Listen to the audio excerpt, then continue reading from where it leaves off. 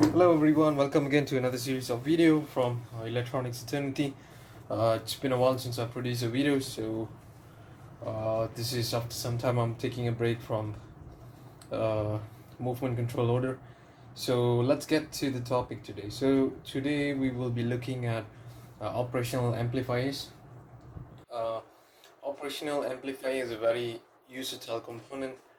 Sorry, it's a very versatile component. It can be used for so many things, even like creating non-inverting amplifiers, inverting amplifiers, subtractors, adders. They are just basically so many things, right? So, but then in this video, we'll be only looking at how to make a comparator out of operational amplifiers. For this purpose, I'm using a chip called the 741CP operational amplifier. It's highly ubiquitous. You can easily find it. It's one of the famous operational amplifiers that are readily available in most places. So I'm using that in my example. So what do I have over here is basically just a diagram illustration of operational amplifiers. Uh, okay, so let me get myself a pencil. So over here, these are basically the positive power supply and the negative power supply, and these two are the non-inverting terminals and the inverting terminals. Over here it's V out. Basically what we can learn from this with respect to comparators is that when non-inverting power supply, which is V1, is greater than V2, which is the inverting power supply, then the output would lean towards the positive rail, right, which is towards the positive power supply, which is in this case it's 9 volt. Vice versa, if inverting power supply is greater than the non-inverting power supply, then it would lean towards negative 9 volt. Okay, very simple. If V1 is greater than V2, it will go towards V1. If V2 is greater than V1, it will go towards negative 9 volt. Okay, this is how the chip looks like. Starts with pin 1, 2, 3 and until 8, right? So offset null, NC and offset null are not used. We are only using inverting, non-inverting input, negative power supply, positive power supply, and the output. Okay, so that is some basic theory about comparators. Now let's look at the circuit. Okay, so this is the circuit that I have over here. It's already connected. Do not worry, I will provide the first diagram for the circuit so that you can connect and try it by yourself, right? So in this case, I have my V1 connected to my 5 volt power supply over here, which is powered by my battery over here, right? Battery is connected through DC jack, and then it's plugged into this power regulator that I have over here, right? So it's supplying 5 volt, and over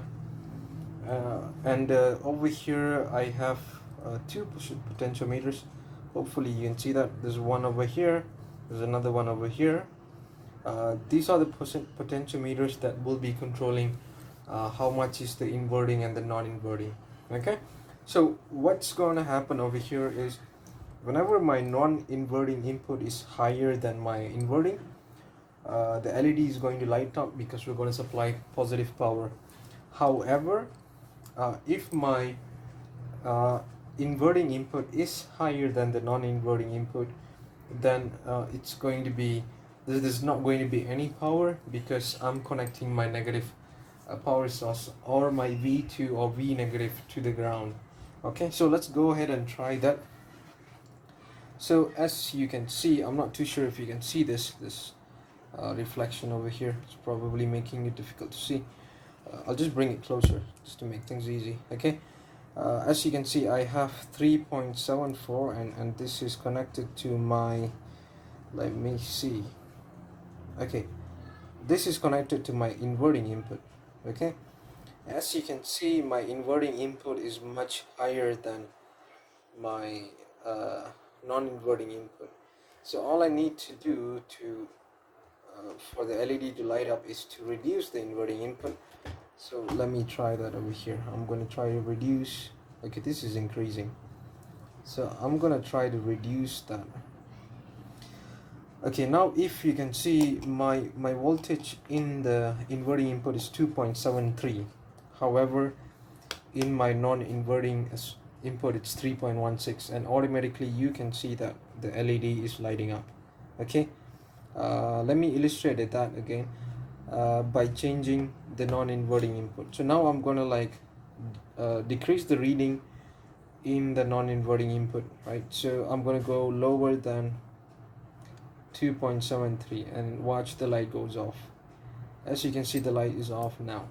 Okay, so this basically proves that whenever non-inverting input is much higher, then it's going to supply positive voltage. Okay, so let me crank up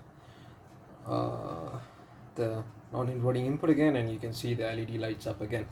So this is a very basic usage of comparator, but then it can be extended or extrapolated into many different ways when it comes to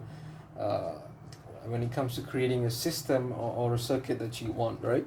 So again, this video is just for you to grasp basic understanding of creating a comparator out of operational amplifiers. Okay, so that will be all. Good luck trying. If you have any questions, feel free to leave the comment. Thank you. Bye bye.